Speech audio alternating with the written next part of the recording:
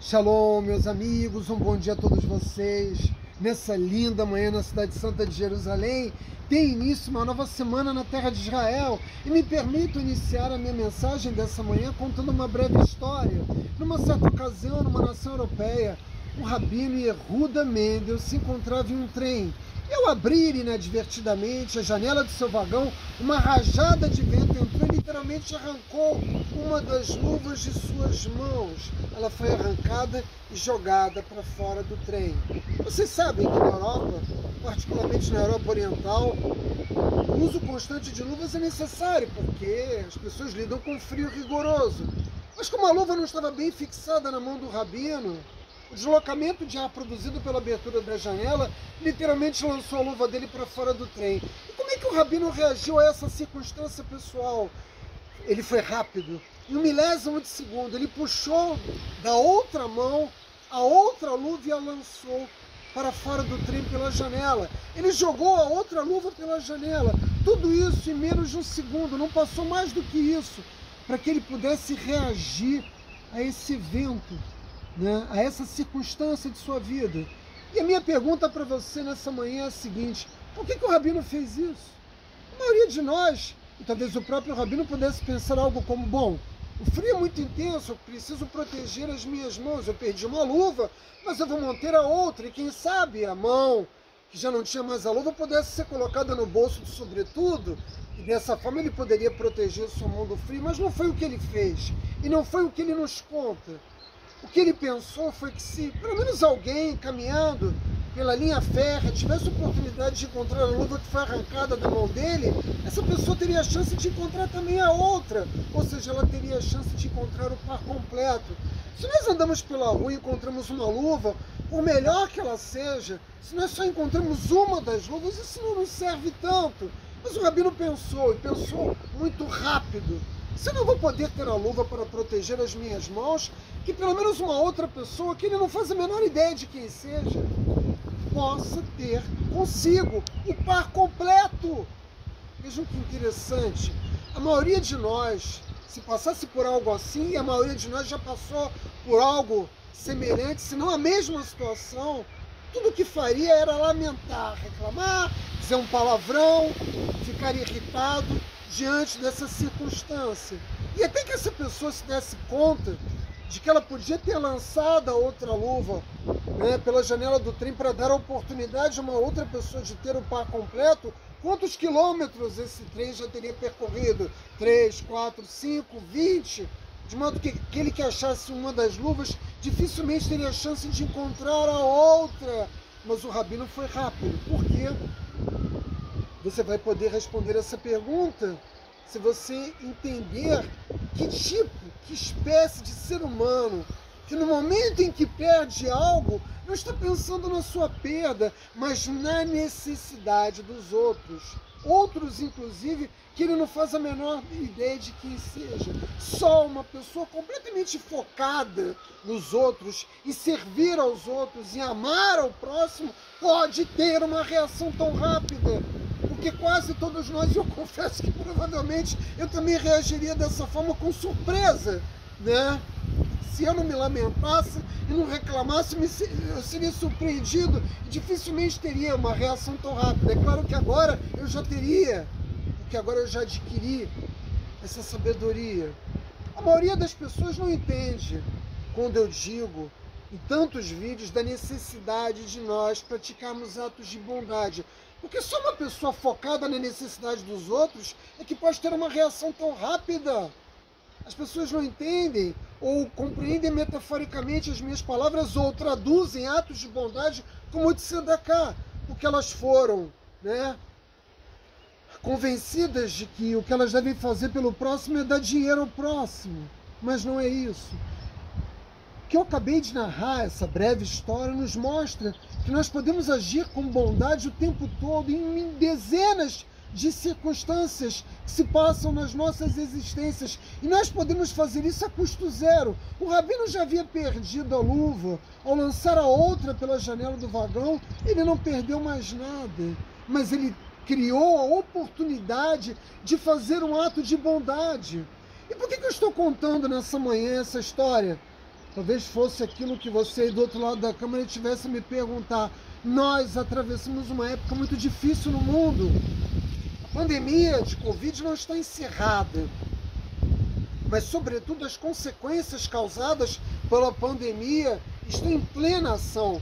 O desastre econômico gerado nas nações, em todas as nações, aqui em Israel, no Brasil, em toda parte, reverberam, produzem consequências e vão produzir consequências ao longo de muitos anos. E nós estamos vendo surgir a varíola, que era uma doença que já havia sido erradicada do mundo, surgir novamente.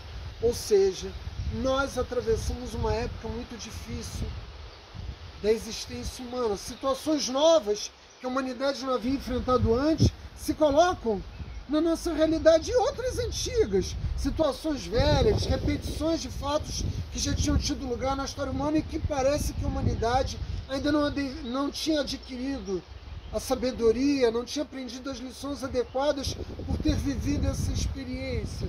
E diante desse mundo em crise, e a crise me refiro em todos os aspectos, não só do ponto de vista material, econômico, mas sobretudo moral, nos força a tomar dois caminhos. Eu poderia perguntar a vocês o que fazer diante desse momento de crise, pela qual a humanidade atravessa. Nós temos duas opções. Nós podemos nos preocupar por aquilo que nós perdemos e ficarmos imobilizados. Eu conheço muitas pessoas ao longo da minha vida, eu conheci muitas pessoas que, ao sofrerem grandes perdas, literalmente paralisaram, não conseguiram dar o passo seguinte, diante de uma derrota, diante de uma perda, elas não tiveram a força para reconstruir a sua existência. E é por isso que tantas pessoas escolhem o caminho das drogas, e é por isso que tantas pessoas recaem nos vícios, ou vivem vidas amargas, ou ansiedade constante, ou depressão. As pessoas não conseguem lidar com os desafios da vida, tendo consciência de que muitas vezes elas vão ter perdas, que elas vão sofrer derrotas e seguir adiante. Nós vivemos num mundo em que muitas pessoas têm escolhido esse caminho, mas existe uma outra opção, ok. Cada um de nós tem as suas provas, cada um de nós tem os seus desafios, e nós passamos por muitas situações difíceis, mas seguramente, e eu não tenho nenhuma dúvida em afirmar isso, existe alguém muito próximo de nós, muito próximo de ti, que me ouve aí do outro lado da câmara, que precisa da tua ajuda.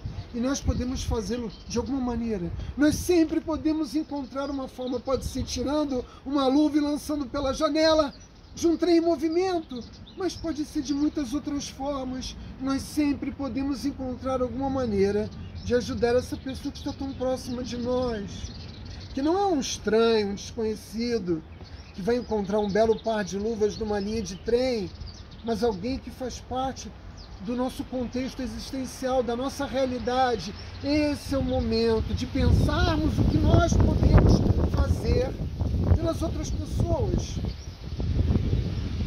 Durante a pandemia, especialmente no Brasil, muitas pessoas, como até hoje, se negam a usar a máscara.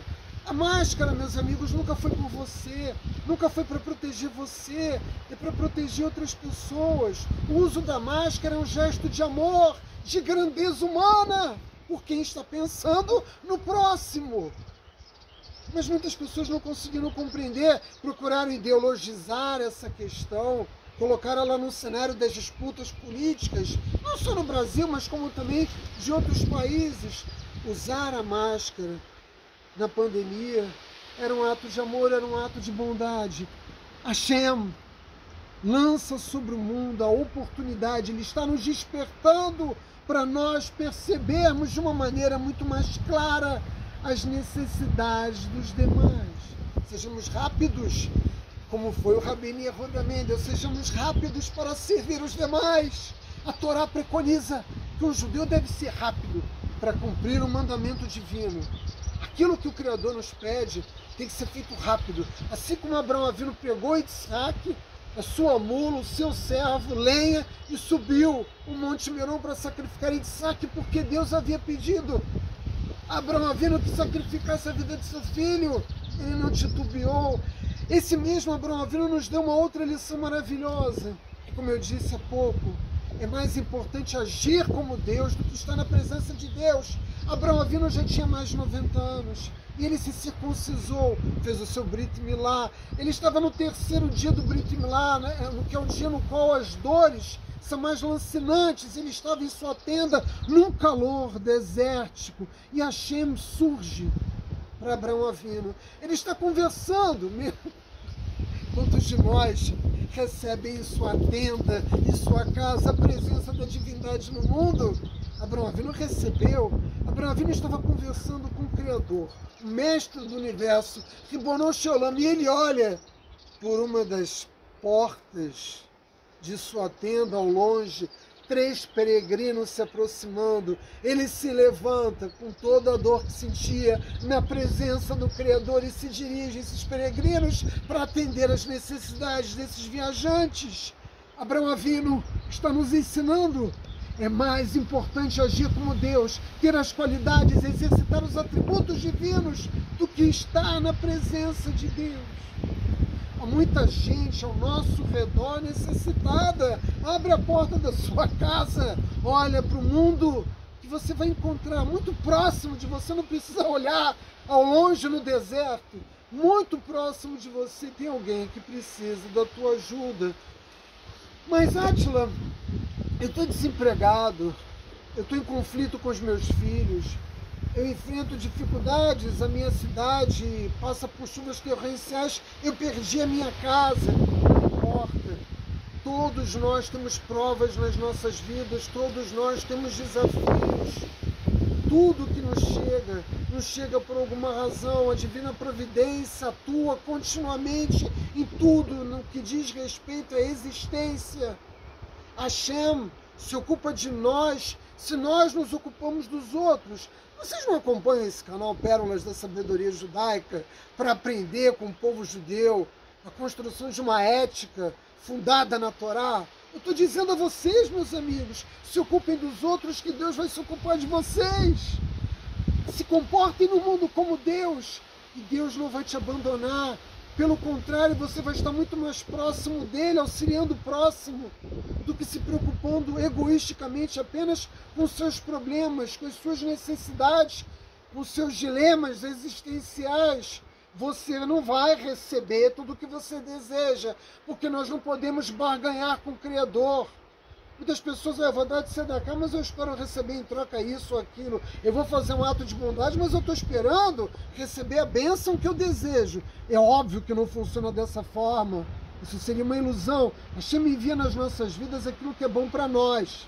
Só que aquilo que é bom para nós nem sempre temos a capacidade de reconhecermos o Criador que tudo sabe, que tem uma justiça perfeita. Ele envia nas nossas vidas aquilo que é necessário para que nós possamos avançar na marcha, né?